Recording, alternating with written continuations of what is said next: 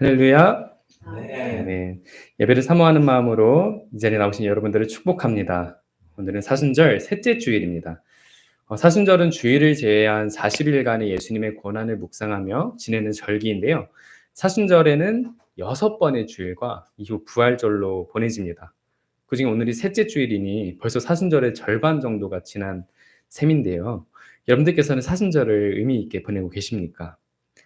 바라기는 사순절을 보내는 여러분의 신앙의 여정에 이 시간을 통해 주님께서 주시는 은혜를 발견하는 시간이 되기를 간절히 소망합니다.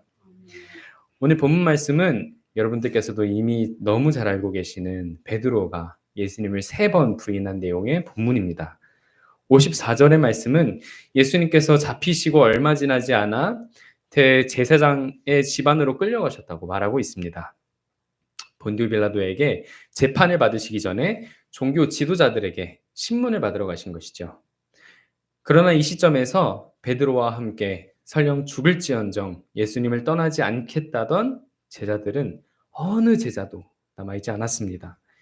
이미 겟세마네 동산에서 모든 제자들은 예수님을 두고 떠나간 것을 확인할 수 있습니다. 그리고 예수님께서는 이미 이 상황을 예견하셨는데요. 마가복음 14장 27절 말씀입니다. 함께 읽어보겠습니다. 예수님이 제자들에게 말씀하신다. 그대들 모두가 걸려 넘어질 겁니다. 성경에 이렇게 적혀 있기 때문입니다. 내가 목자를 칠 것이다. 그러면 양들이 뿔뿔이 흩어질 것이다. 예수님께서는 이처럼 겟세마네에 올라가 기도하시기 직전에 제자들이 예수님을 떠나 뿔뿔이 흩어질 것을 예고하셨습니다. 그러나 베드로는 예수님의 이러한 예견에 얼토당토하지도 않다는 듯 자신감 넘치게 이렇게 말했습니다. 예수님, 남들은 다 걸려 넘어지더라도 저만은 그렇지 않을 겁니다. 너무 충성스러운 제자의 모습이 아니겠습니까? 우리는 오늘 읽은 본문의 이야기가 어떻게 전개될지 이미 알고 있지만 베드로가 예수님께 저 이야기를 건넸을 그 당시만 하더라도 그는 분명히 확신에 찬 마음으로 예수님께 이런 마음을 전했을 것입니다. 그러나 예수님께서는 이 확신에 찬 베드로에게 이렇게 말씀하십니다. 30절의 말씀입니다. 예수님이 베드로에게 말씀하신다. 아멘. 그대에게 말하는데 그대야말로 오늘 이 밤에 닭이 2번 울기 전에 3번 나를 완전히 저버릴 것입니다. 예수님께서는 무슨 일이 벌어질 것인지 알고 계신 것처럼 베드로에게 말씀하셨습니다. 그러나 이런 예수님의 말씀에 베드로는 더욱 힘주어 이렇게 대답했습니다. 제가 선생님과 함께 죽어야 한다 하더라도 제가 선생님을 저버리는 일은 절대로 없을 겁니다. 제 목숨이 없어질지언정 제가 선생님을 배신하지 않겠습니다. 그렇습니다. 베드로는 죽는 한이 있더라도 예수님을 저버리는 일은 절대로 없을 것이라고 장담하였습니다. 그리고 본문 말씀은 다른 이들도 모두 그렇게 말하였다고 증언하고 있습니다. 그러나 일이 결국 어떻게 되었습니까? 마가복음 14장 43절과 50절의 말씀을 살펴보면요.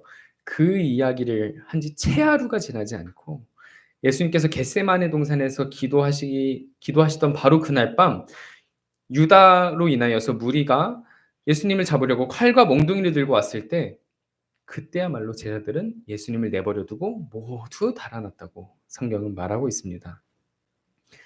예수님을 저버리지 않겠다고 말하던 제자들은 모두 자신이 호언장담한 지 하루가 지나지 않은 채 예수님을 버리고 자기 살 길을 찾게 된 것입니다. 오늘의 말씀은 바로 이러한 정황에 의해서 이야기가 전개됩니다. 예수님께서 모든 제자에게 버림을 받고 바로 그 직후의 이야기를 다루고 있는 것입니다.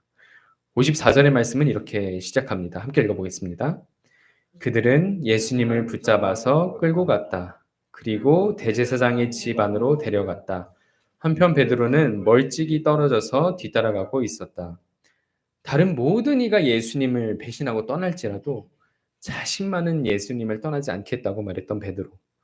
그럼 베드로는 자신이 뱉은 말을 다시 한번 그래도 주워 담고자 예수님을 멀찍이 따라왔던 걸까요? 어쩌면은 아직 자신의 마음에 갈피를 잡지 못한 채 그저 예수님을 따라왔는지도 모르겠습니다.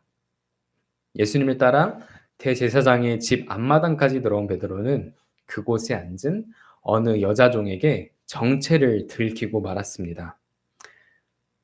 56절 말씀 함께 읽어보겠습니다. 그런데 어떤 여자종이 베드로가 불빛을 맞이하고 앉아 있는 것을 보았다. 그를 뚫어지게 바라본 뒤에 말했다. 이 사람도 그와 함께 있었어요. 어느 여종은 자신과 함께 앉은 베드로를 단번에 알아봤습니다. 베드로는 예수님의 12제자 가운데 포함되어 있었음은 물론이고 그는 이 12제자를 대표하는 사람이나 다름이 없었기 때문입니다. 예수님께서는 변화산에 가실 때도 겟세마네 동산에 기도를 하러 가실 때도 베드로를 포함한 야고보와 요한은 구별해서 더욱 특별히 대하셨습니다. 이 성경의 본문을 살펴보면은 그때뿐만이 아니라 평소에 군중들과 함께 할 때도 베드로는 약간 그 12 제자들 가운데에서도 임원처럼 특히나 더 중직을 맡고 있었던 것이지요. 그렇게 베드로도 예수님 못지않은 유명 인사로 여겨졌습니다. 예수님이 수많은 사람들을 데리고 다녔을 때 베드로는 예수님의 으뜸 가는 제자였기 때문에 사람들은 베드로의 얼굴을 기억하고 있던 것입니다. 제가 신학대학원에 다니던 시절이 기억이 났습니다. 그 당시에 저는 원우들 사이에서 김준 목사님의 제자로 널리 알려져 있었기 때문에 학생들은 저만 이렇게 저가 이렇게 잘 돌아다니면은 학생들은 저한테 "요즘 뭐 사역 잘하고 있어? 요즘 뭐 논문은 잘 돼가?" 제 안부를 묻는 게 아니라 목사님이 어디 계신지, 목사님 교회는 잘하고 계신지 이런 거를 저한테 물어보는 거예요. 내가 내가 목사님한테 논문 지도를 받고 있는데 "오늘 찾아가면은 뵐 수 있을까? 지금 혹시 오늘 강의하시니?" 하면은 저도 뭐 목사님의 일정을 다 알진 못하니까 그 목사님한테 직접 여쭤보지 "그래."라고 말을 해야 되는데 제가 다 알고 있는 겁니다.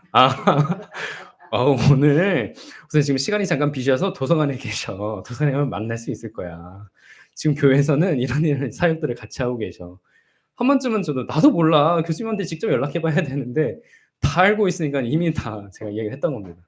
아마 어머니들은 저를 보면 김준 목사님 생각했던 것처럼 아마 베드로도 똑같았던 것 같습니다. 베드로를 보면은 예수님이 생각이 나는 겁니다. '저 사람 예수님 따라다니면서 예수님과 모든 일을 함께하던 그 제자 아니야? 저 사람 예수님이랑 그 예수라는 사람이랑 함께하던 사람 같은데?' 라고 했던 것이죠. 오늘 읽은 본문이 특히나 어떤 여자가 베드로를 뚫어지게 바라본 뒤에 말했다고 하는 것은 이 뚫어지게에 해당하는 부분이 어 특정한 수식어가 있기 때문에 그런 것이 아닙니다. 해당 본문에서 말하는 이 바라보았다라고 말하는 이 단어 자체가 아테니조라고 하는 단어가 사용되었는데요. 이 단어는 그냥 눈을 흘끗 바라보는 것이 아니라 그냥 눈에 보이는 게 아니라 물체를 뚫어지게 아주 집중해서 바라볼 때 이런 동사를 사용한다고 합니다. 그래서 이 바라본다라는 이 헬라어 언어 아테니조가 사용될 때에는 그저 그냥 스쳐 지나가다가 베드로를 바라본 게 된 것이 아니라 '나 저 사람 알고 있는데. 저 사람 예수와 함께하던 바로 그 사람 같은데.' 하고 베드로의 정체를 간파해서 여자가 베드로를 뚫어지게 바라보고 있었던 것입니다. 이렇게 베드로의 시험은 시작이 되었습니다. 여인의 날카로운 시선은 베드로의 두려움을 찔렀고 베드로 마음속에 감추어진 진심이 드러나게 된 것입니다.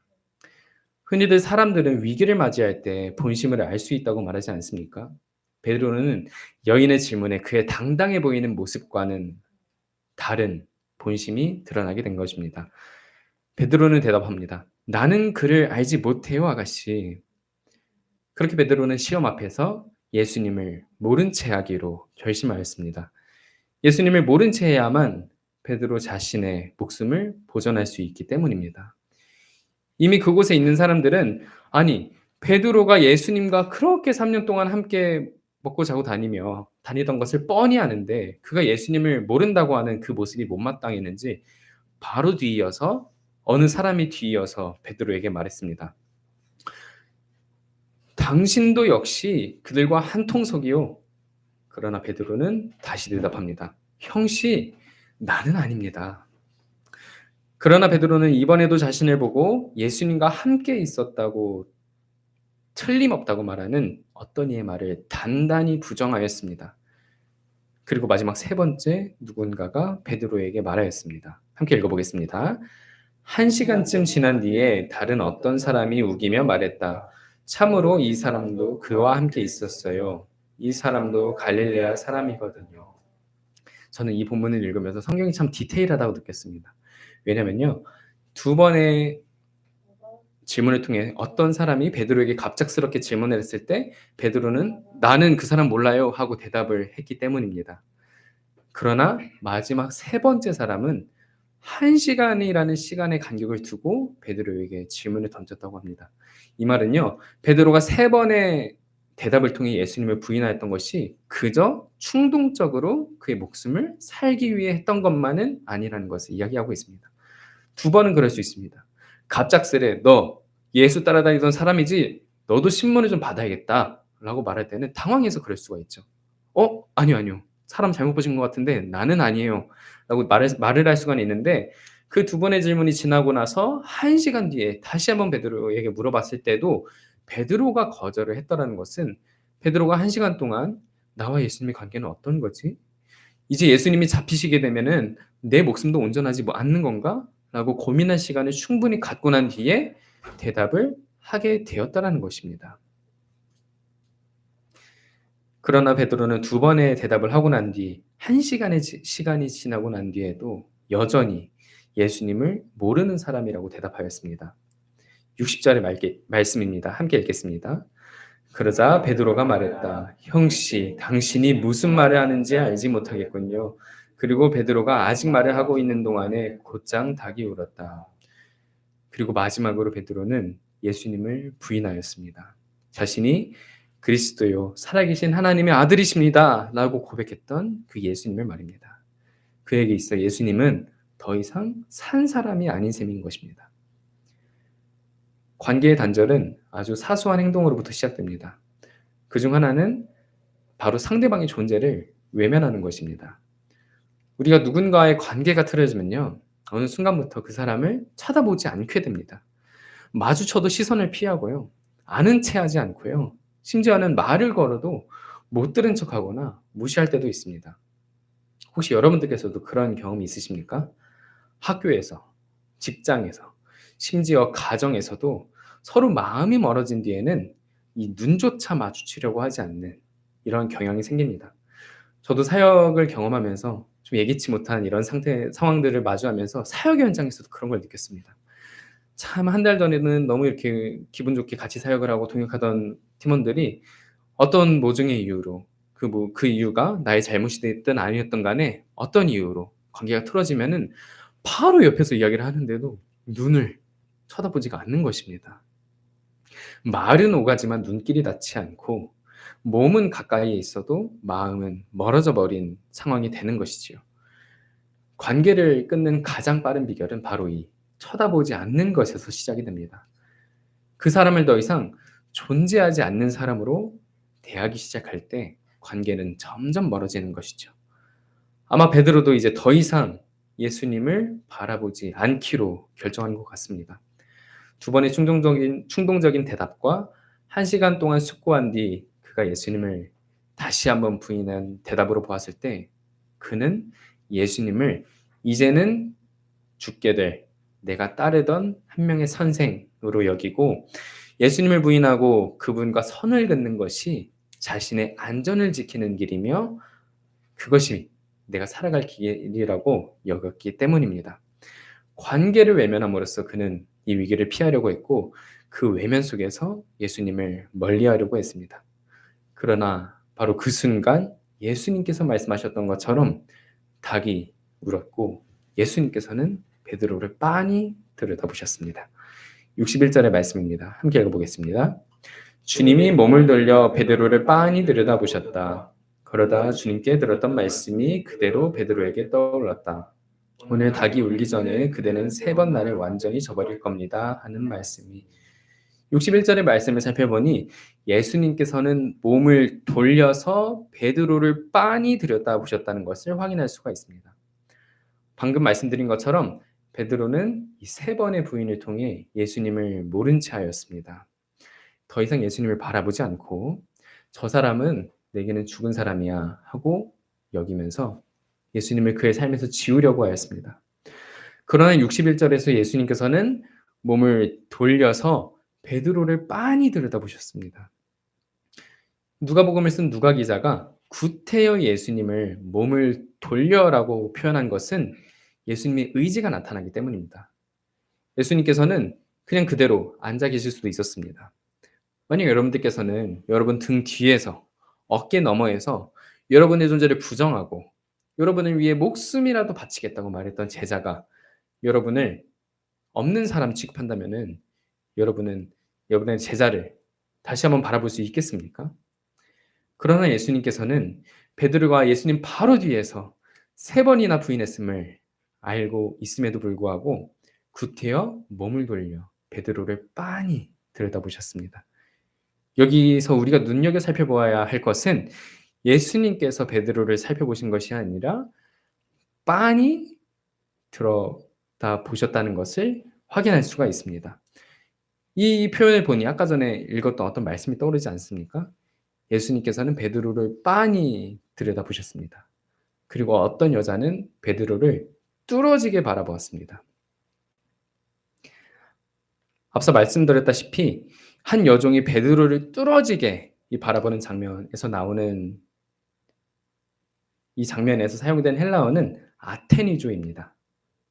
아테니조라는 말은 뚫어지게 바라본다는 이 말을 가지고 있는데 아까 말씀드렸던 것처럼 이 단어는 그냥 힐끗 보는 게 아니라 내가 너 어디서 봤는데 하면서 상대방의 정체를 판단하고 의심하고 그 사람의 정체를 간파하려는 눈빛을 의미합니다.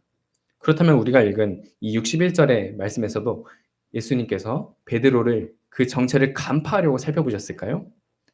그렇지 않습니다.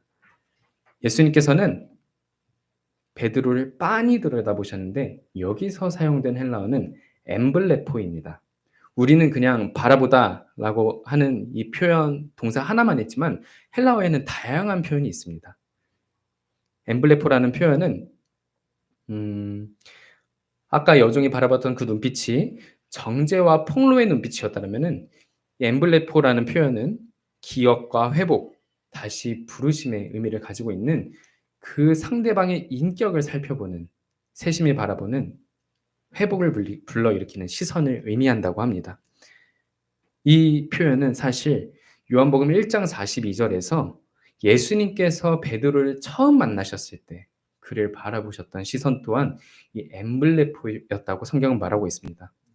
예수님은 그저 그 한 사람을 어부의 시선으로 바라보지 않았습니다. 그의 삶의 자리, 그의 내면, 그리고 그를 통해 이루어질 미래까지도 소망의 시선으로 바라보셨던 것입니다. 하지만 오늘 본문에서는 그 베드로가 그토록 자신을 바라봐 주셨던 예수님을 모른 척하고 그분과 함께한 삶마저 부정하려고 했습니다. 예수님을 향한 자신의 정체성과 존재와 모든 것을 부인하려고 했습니다. 그런데 놀랍게도 예수님께서는 그런 베드로를 여전히 처음 보았던 그 시선으로 바라보고 계십니다. 처음 그를 만났던 그 따뜻하고 깊은 시선으로 그의 실패와 연약한 너머를 바라보며 다시 베드로를 회복의 자리로 부르고 있는 것입니다. 사랑하는 주빌교회 성도 여러분, 우리들의 삶은 참 녹록치 않습니다. 신앙생활 역시 순탄치 않을 때가 많은 것 같습니다. 주님의 사랑은 너무나도 크고 한없이 놀랍지만 그 사랑을 생각할 때면은 그 크신 사랑에 너무나 부족한 내 삶이 부끄러워질 때가 있습니다.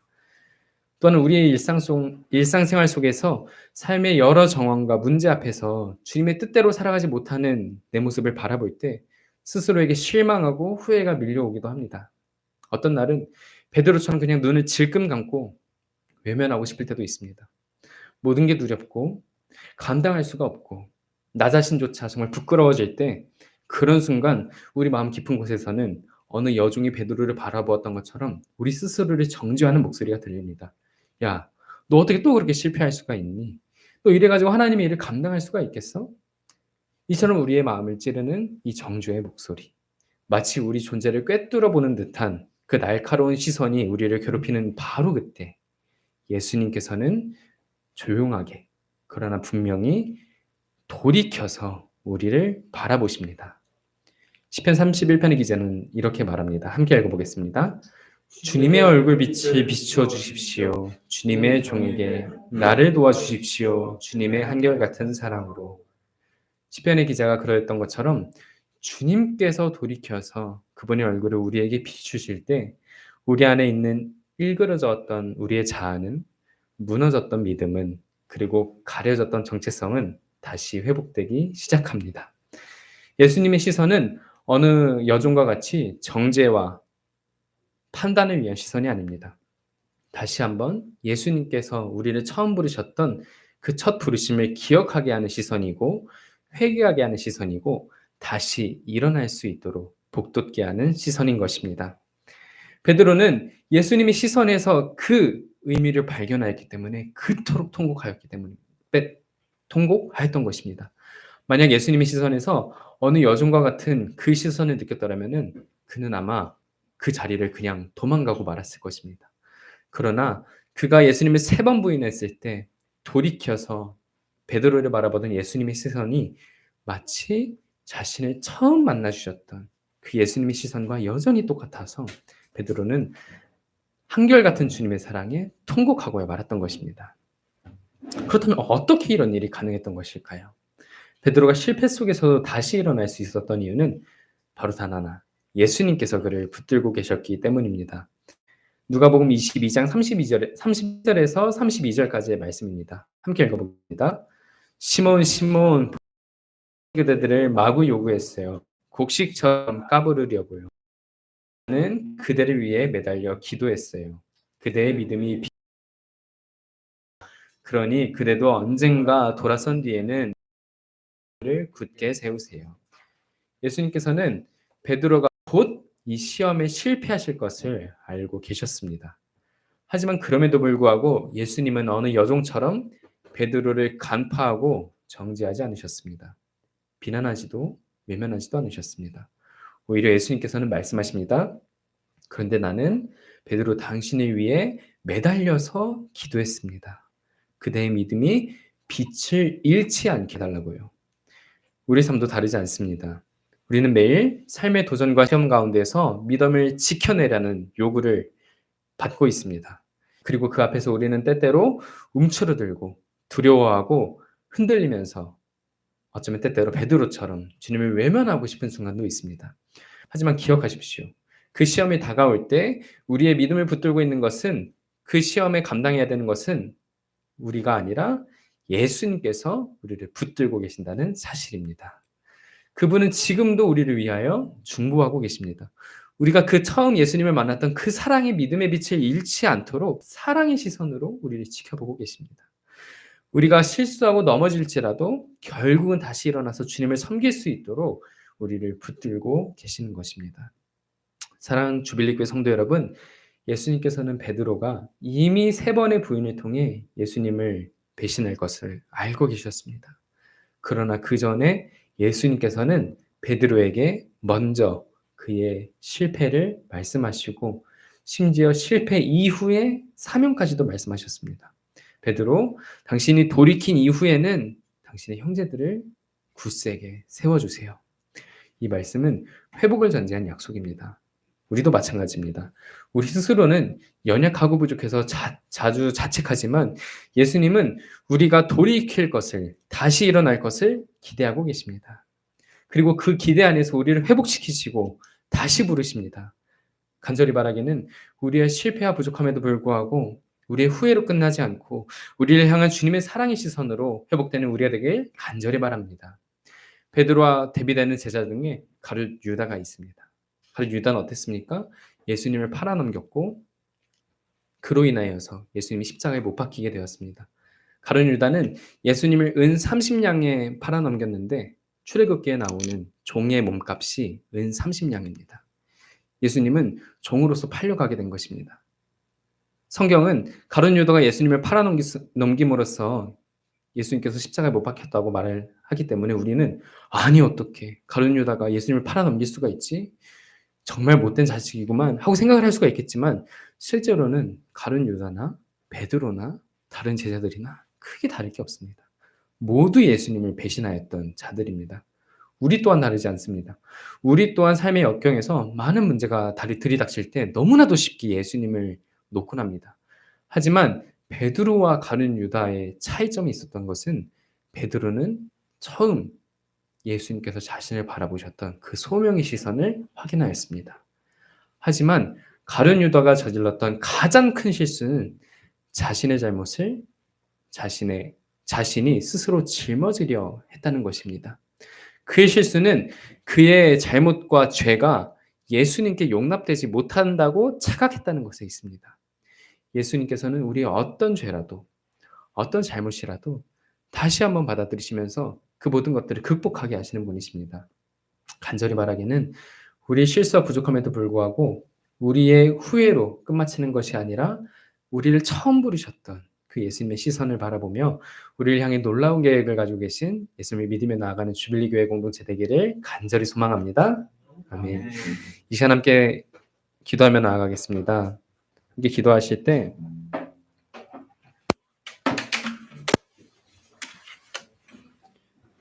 주님, 우리가 우리를 처음 부르시고 우리를 처음 바라보신 그 따스한 시선을 우리를 향한 온전한 계획을 가지고 계시고 우리를 향해 놀라운 일을 이루실 그 주님의 소명을 다시 한번 발견하길 원합니다 하고 기도하는 우리 되길 소망합니다.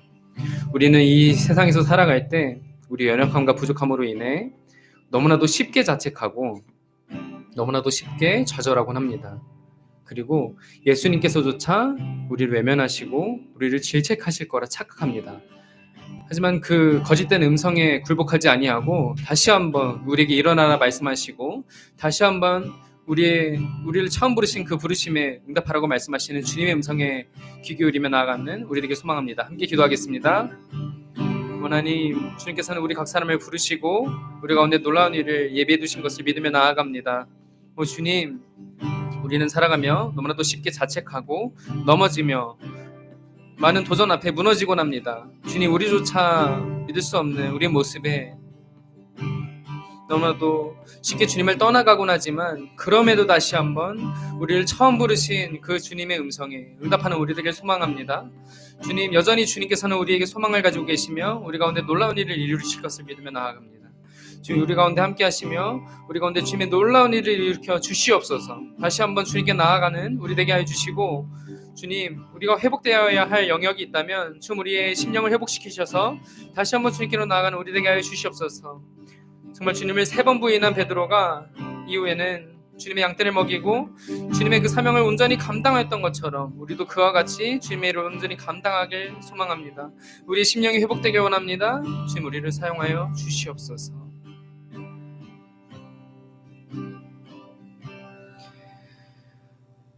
사랑하는 풍성하신 하나님, 우리를 통하여서 이루실 주님의 놀라우신 일들을 기대하며 소망합니다. 주님께서 우리를 처음 부르신 바로 그때에는 우리를 향한 주님의 놀라운 계획과 또 비록 실패와 넘어짐에도 불구하고 그 모든 것을 극복하여 주님의 일을 온전히 감당할 우리를 바라보고 계신 것을 믿으며 고백하며 나아갑니다. 주님, 우리가 우리의 믿음이 아닌 우리를 붙드시고 지금도 이 시간 우리 위하여 중보하시는 주님의 믿음에 나아가오니 우리를 온전히 만들어주시고 우리를 통해 주님의 놀라운 일들을 이루어 주시옵소서.